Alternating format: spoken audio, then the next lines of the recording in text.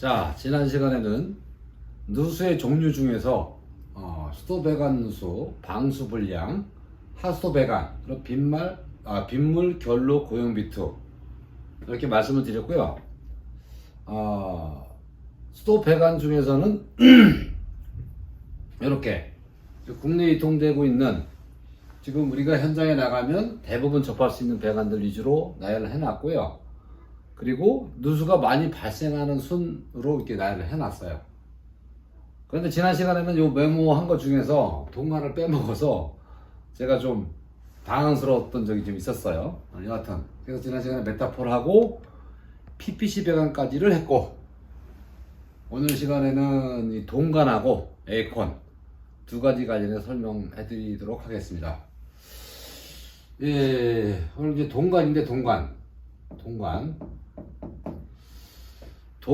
같은 경우에는 어떨 때 누수가 많이 발생하느냐, 제 개인적인 소견을 주관적인 입장에서 말씀을 드리는 거고, 누수 탐지사분들 입장에 따라서, 견해에 따라서 조금의 차이는 있을 수가 있겠어요. 근데 제 생각에는 동관일 경우에 누수가 많이 발생되는 경우가 용접 부분하고 전부식이 비슷한데, 저는 전부식이 많은 것 같아요. 전부식.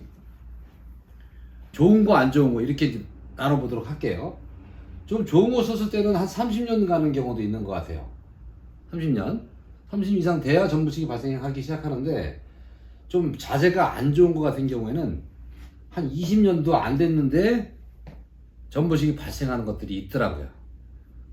그래서 이 전부식은 이제 배관이 노후해서 발생하는 것이다, 이렇게 이해를 하시면 될 것 같고요. 두 번째로는 이제 용접 부분. 이 용접 부분에서도 이 전부식 못지않게 누수가 많이 발생이 됩니다. 뭐 기술적으로는 뭐 용접이 잘못됐다, 아니면 또 그 또한 배관 자재가 좀 안 좋은 걸 써서 발생이 됐다, 뭐 이 의견들이 분분하긴 한데, 여하튼 뭐 깊이 들어가면 좀 복잡해지니까 이 용접 부분에서 누수가 많이 발생된다, 이런 정도로만 언급하도록 하겠습니다. 세 번째로는 이제 역시나 부속이죠. 부속.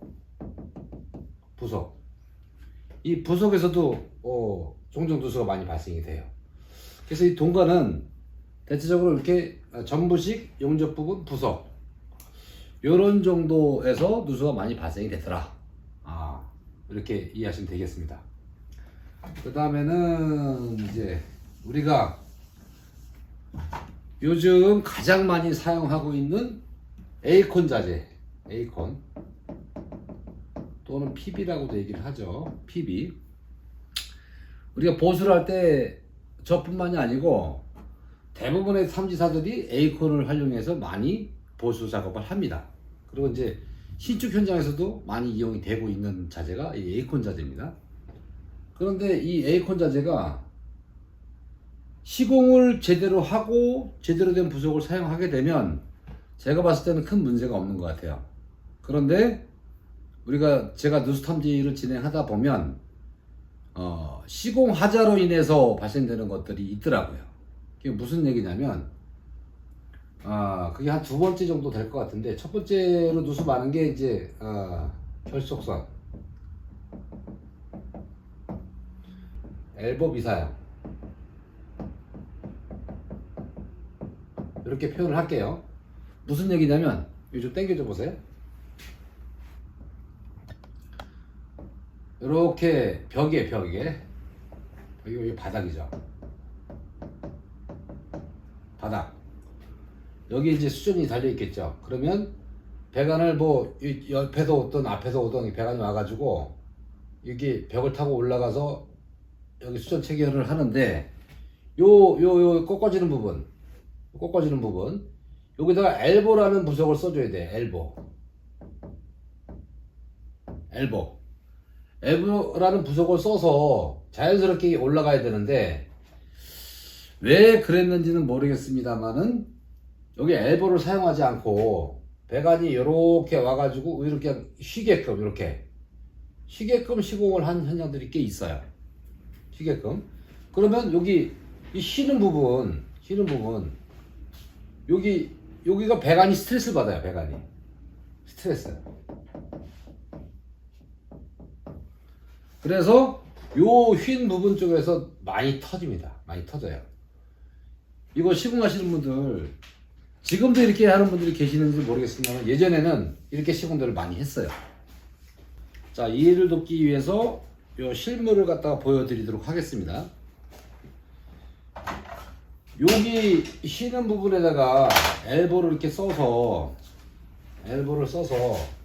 요렇게 해야 배관이 스트레스를 안 받아요. 요 배관이.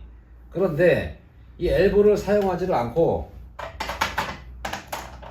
이 배관을 이렇게 혀서 시공을 하는 거예요. 이렇게 혀서. 그러면 당연히 이 부분이 스트레스 받을 수밖에 없겠죠. 스트레스 받으면 이게 당장은 터지지 않지만 시간이 지나면서 이 부분이 잘 터져요. 특히나 온수 같은 경우는 아주 잘 터지더라고요. 이 뒤에 부분이 스트레스 받는 부분. 아무래도 이렇게 해서 시공하게 되면 배관이 스트레스 받을 수밖에 없고 스트레스 받는 부분에서 터진다. 그래서 이렇게 시공을 하면 안 된다. 반드시 엘보를 써줘야 된다. 엘보를 이런 식으로 써서 시공을 하면 스트레스 받는 부분이 없으니까 터지지 않겠죠. 이거 많이 조심하셔야 됩니다. 아마 예전에 이 배관이 초창기 나왔을 때 검증이 되지 않은 시절에 일의 편리함을 위해서 아마 이렇게 시공을 했던 거로 알고 있어요. 뭐 정확한 건 모르겠습니다만 제 생각이 그런 것 같아요.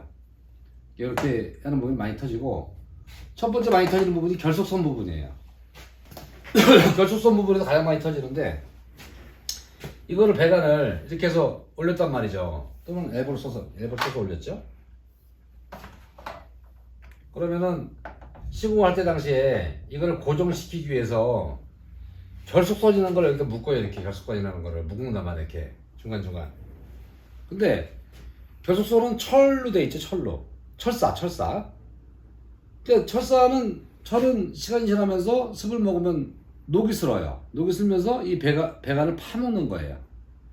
그래서 여기서 이제 파먹은 데서 누수가 발생이 되는 거죠.